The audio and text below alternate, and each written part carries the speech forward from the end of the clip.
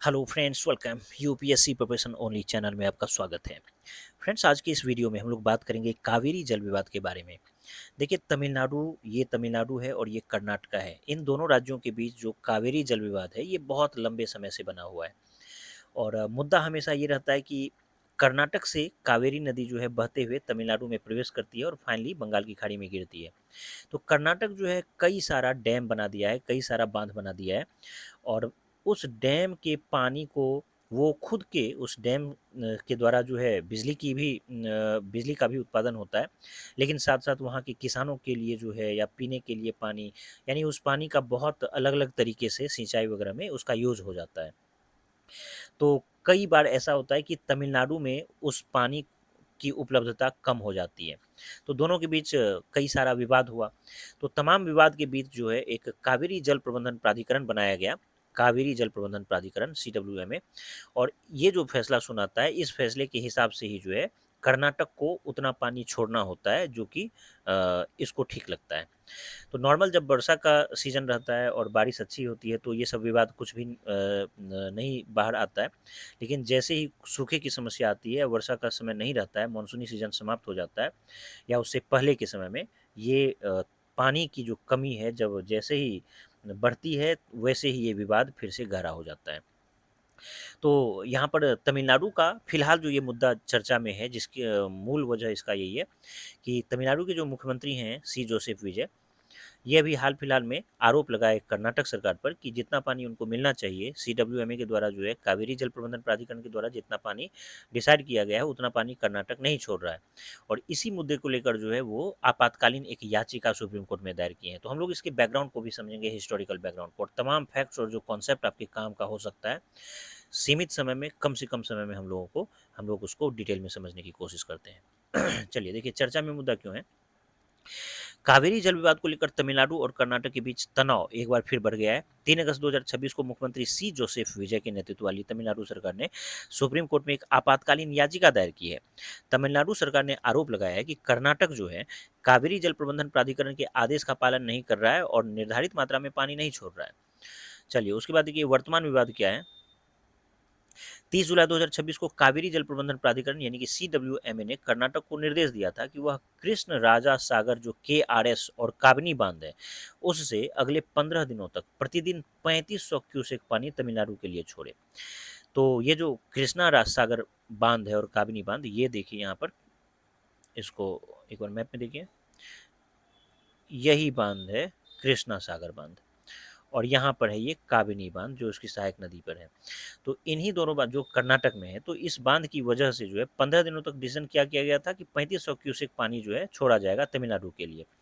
लेकिन तमिलनाडु का आरोप है कि आदेश के बावजूद 29 जुलाई से 2 अगस्त के बीच अंतर्राज्यीय सीमा, जहाँ पर जो बाउंड्री है दोनों का, बिलीगुंडलू, वहाँ पर केवल 158 से 530 क्यूसेक पानी ही पहुंचा। जहाँ 3500 क्यूसेक छोड़ना चाहिए था, वहाँ मात्र 158 से 530 क्यूसेक पानी ही पहुंच पाया। इसलिए राज्य सरकार ने सुप्रीम कोर्ट में से सीडब्ल्यूएमए के आदेश को तत्काल लागू करने की मांग की। अब देखिए तमिलनाडु का इसमें क्या पक्ष है कि तमिलनाडु का कहना है कि 3 अगस्त 2026 तक कर्नाटक के 4 प्रमुख जलाशयों, जिसमें कृष्ण राजा सागर, केआरएस, काबिनी, हारंगी और हेमावती, इसमें लगभग 77.537 टीएमसी पानी उपलब्ध था।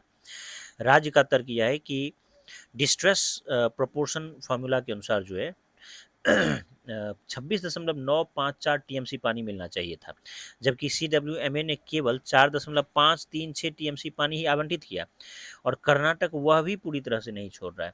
यानी कि जो डिस्ट्रेस प्रोपोर्शन फार्मूला तैयार किया गया था, उस फार्मूला के तहत जो है तमिलनाडु को 26 टीएमसी पानी मिलना चाहिए था। टीएमसी का मतलब 1000 मिलियन क्यूबिक फीट। लेकिन सीडब्ल्यूएमए के द्वारा फैसला किया गया कि 4.536 टीएमसी ही पानी दिया जाए फिलहाल।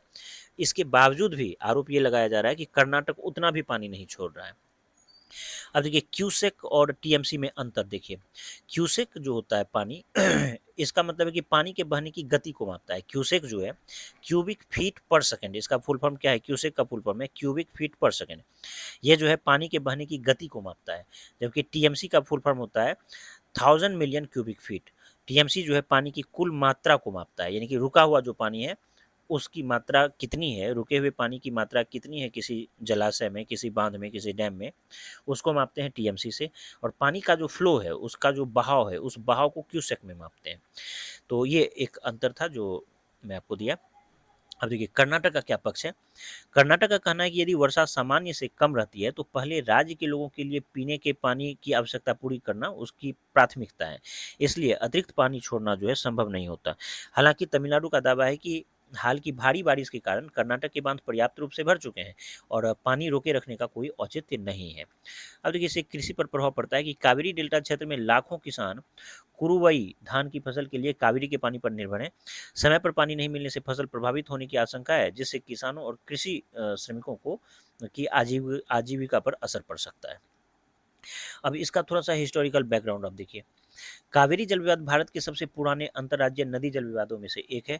ब्रिटिश काल में 1892 ईस्वी में और 1924 ईस्वी में तत्कालीन मैसूर रियासत और मद्रास प्रेसिडेंसी के बीच जो है दो महत्वपूर्ण समझौते हुए थे।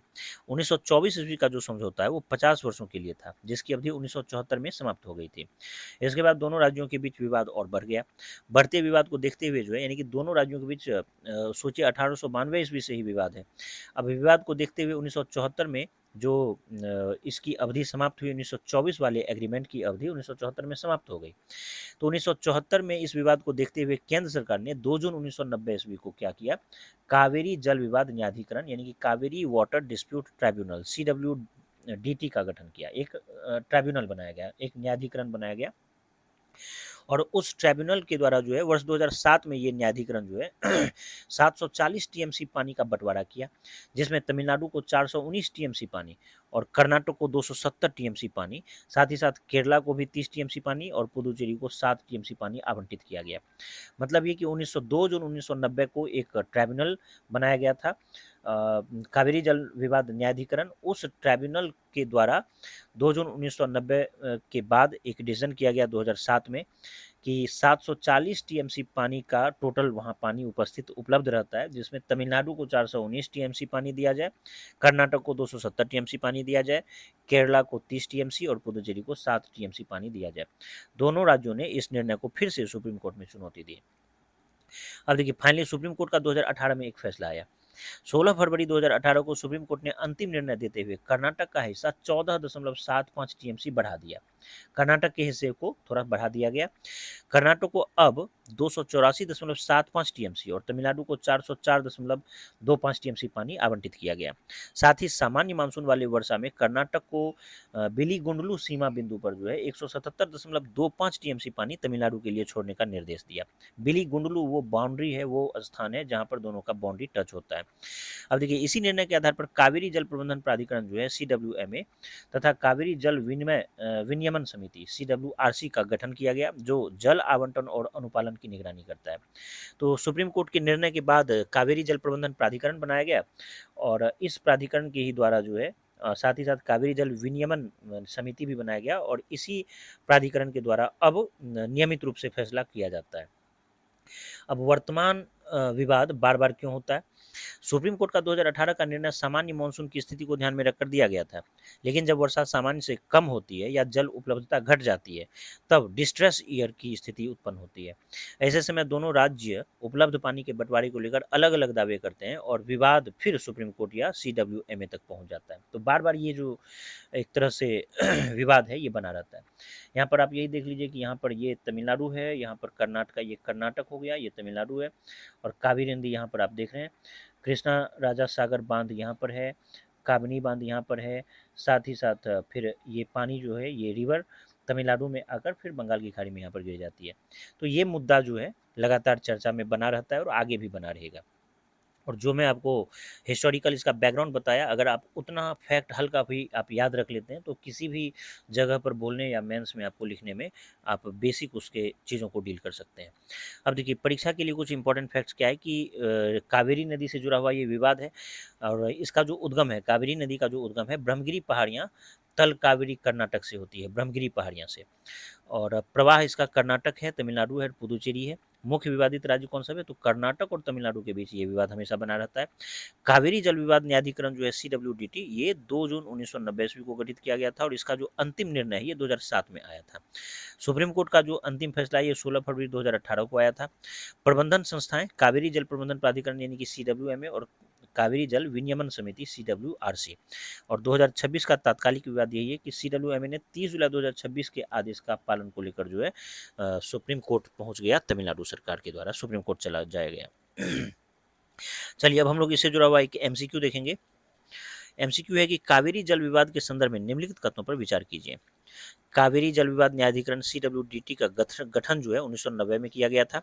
सुप्रीम कोर्ट ने 2018 के अपने निर्णय में कावेरी जल प्रबंधन प्राधिकरण CWMA के गठन का निर्देश दिया था।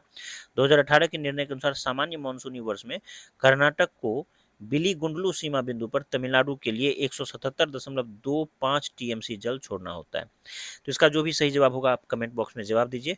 उम्मीद करता हूँ ये वीडियो आप सबको पसंद आया होगा। धन्यवाद।